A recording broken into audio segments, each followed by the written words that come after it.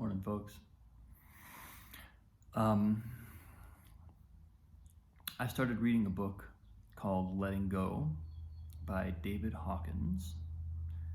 And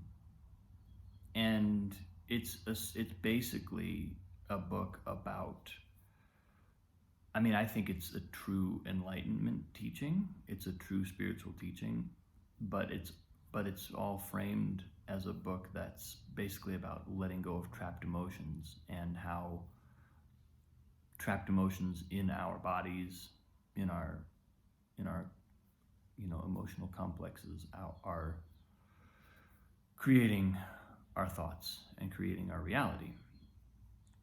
And the process that he's proposing, I'm just at the beginning of the book, but it's a very simple process of simply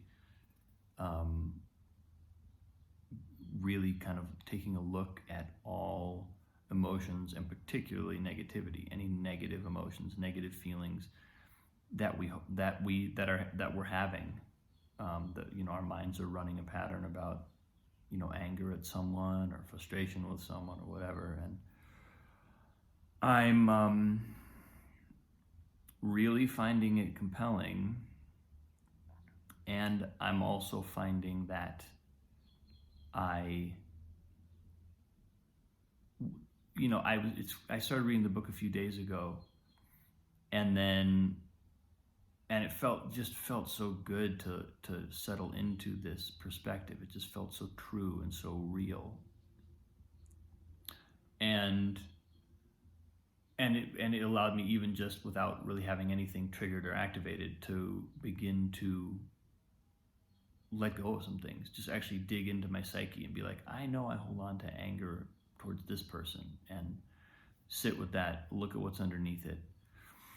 I did that with a couple of people, just getting rolling, and I was kind of curious. I was like, well, I wonder what'll happen.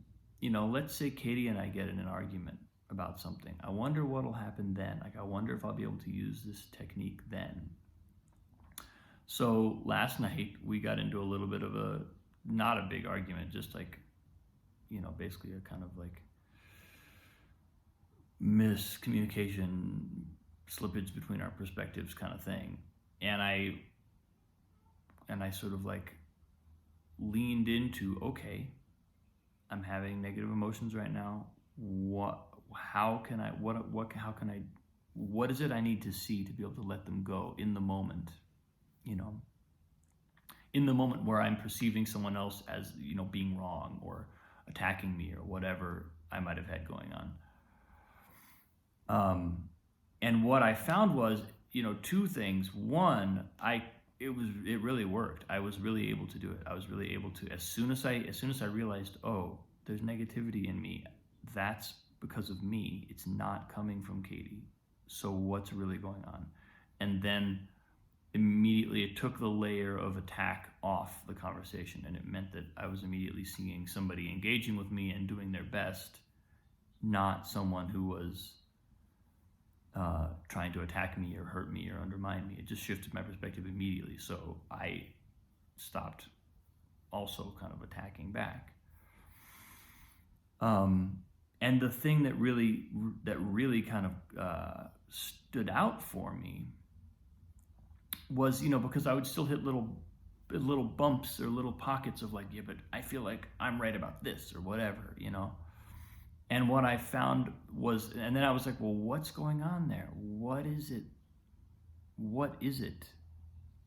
that, why is this negativity here? If I just presume, if I know that it's because of my own feelings inside of me, my emotions are creating this circumstance, and they're basically bouncing off the backboard of the world so that I can see what's inside me. What is that? And the thing that I came to is that the hardest thing to see, and the thing that is ultimately most important to see, is my own smallness, my own pettiness, vainness, ways in which I am just subconsciously, unconsciously acting out patterns because of motivations to kind of like feel good about myself, basically. And there are ways in which, I'll feel like I'm looking clearly at the situation, but there's like a low level negativity, low level, anger, or low level whatever going on. And it's like, what's underneath that is always some sense of, I'm not good enough, or I don't feel like I don't want to reveal this about myself because it hurts. I don't want to reveal this about myself because it's not flattering. I don't want to reveal this about myself because it means I'm less than. And that block keeps so much trapped in my system. I mean, one of the things that David Hawkins says, which is also my experience, is like, when you really crack open an emotion, if you really get through the surface and you get into, let's say someone has a trapped emotion about something, and you get to the surface and it actually comes out, it takes about 20 minutes to process. You churn through this deep release, and there's this feeling that comes out, and the process takes about 20 minutes, usually. Now, that doesn't mean there might not be more for some people, or but compare 20 minutes to literally years and years and years and years and years of thoughts and anger and holding on to pain. And I mean, like, all disease would go away if we could actually do this process, if we could actually really take that kind of responsibility for every time I feel something. It's me. I'm bouncing it off the world so I can see it.